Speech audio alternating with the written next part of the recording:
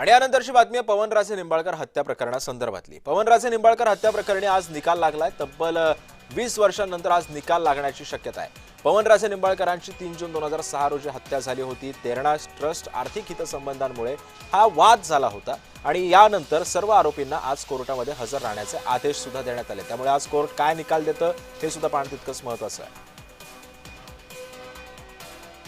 दरम्यान हे प्रकरण नेमकं काय होतं ते आपण पाहूया। 3 जून 2006 रोजी काँग्रेसचे नेते पवनराजे निंबाळकरांची हत्या झाली। मुंबईवरून धाराशिवला जाताना नवी मुंबईच्या कळंबोलीमध्ये हत्या करण्यात आली। सुपारी देऊन मारेकरांकडून गोळ्या झाडून हत्येचा आरोप करण्यात आला। माजी गृहमंत्री आणि सुलत भाऊ पद्मसिंह पाटलांवरती हत्येचा आरोप होता। राजकीय वादातून हत्या घडवल्याचा सीबीआयनं आरोप केलाय।